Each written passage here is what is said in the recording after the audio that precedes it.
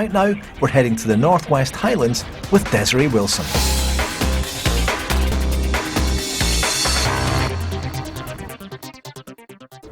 On a cold, slightly dreich day typical of this year's spring, Desiree's joined backcountry enthusiast Andy Toop for an unusual journey.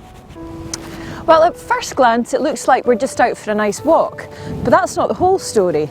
Although we're on foot just now, around the corner there's a loch, and then further along our route we've got a river to negotiate. So what's the secret? Well, today I haven't got my trekking poles with me, I've got paddles. This is packrafting. It's a combination of rafting on one-person dinghies, small enough to fit in a backpack, and hiking when the river runs out. The whole idea of having the ability to link the blue bits together on a map is I suppose the idea of packrafting. The ability to travel through and immerse myself in the wilderness, in the backcountry, is the appeal. So, how does it work? It's easy. When you're hiking, the raft is packed in your rucksack, and when you reach a piece of water, you take it out, blow it up, and off you paddle. At least that's the theory.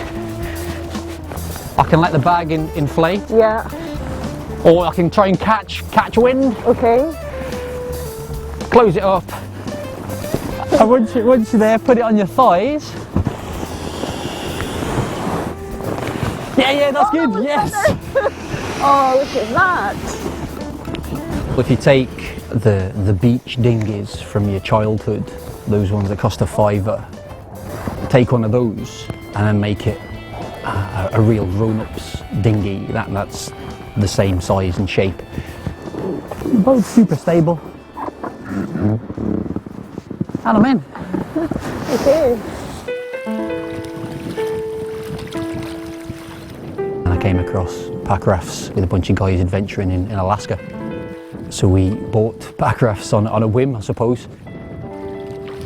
The way it opens up the areas you can travel through is just unbelievable. You find yourself in places where maybe no one's been. Such a great craft for beginners. Yeah. Because they're super friendly. Yeah. And there you go, you're a packrafting professional already. Brilliant.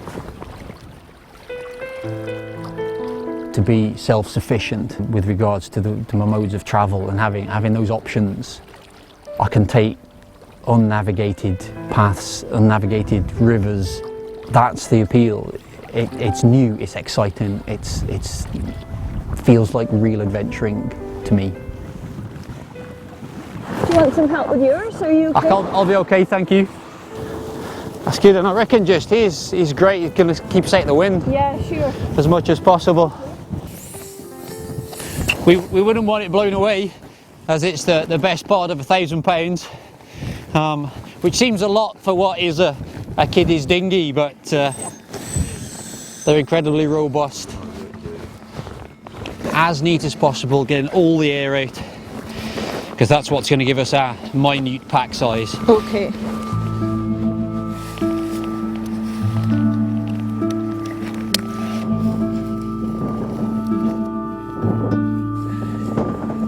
There's so many permutations, so many hills, glens, tops. You can get lost for days and days. Lost in a good way, Yeah, well, I was thinking it's pretty unlikely we're going to meet anybody else around here today.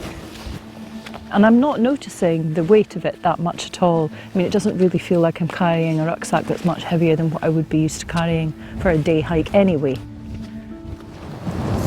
That's the river down there. We're going to head out, and then you see the river down there. That sort of ultralight revolution that's come through from the States. We're down at 2.5 kilos, and you're looking at other craft which is closer to 12, 15 kilos, and you just couldn't lug those around with your own personal kit as well. There's lots of other kit that we have that makes all this possible. Maybe a few years ago it wouldn't be possible, even with the same boats, because everything else is so heavy. But it's cool the way things are advancing.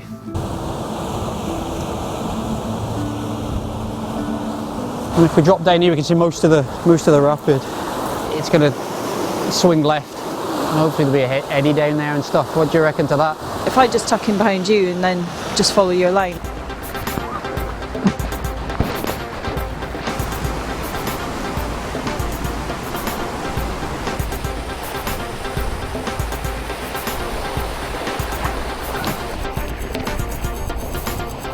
The nature of these rivers in these tucked away glens, you are running them blind. There's no guidebooks. If we couldn't see, and a few times we couldn't see, and it was getting out, having a look. We had to walk a wee bit down where it was too shallow, but again, that's all just part of it. I really like that element of just not really knowing what was coming next. And every section was a wee bit different. You're having to do something a little bit different with the boat, a bit different with the paddle. There's just something quite fun about it. You feel like you're journeying just that little section as well. Oh no, I'm sorry. It's definitely an adventure off the beaten path, and it's part of the drive, part of the passion that fuels this thing for me. And why I keep doing it, and I keep finding myself soaking wet, sitting on some windswept loch in the middle of absolutely nowhere, but every time I still get that good feeling. Oh goodness. Oh, that is not my natural environment, I have to say, but I did really enjoy it. How about that then? To find out more about pack rafting and the other items in this month's programme, don't forget to join the bigger Adventure Show community and follow us on Facebook.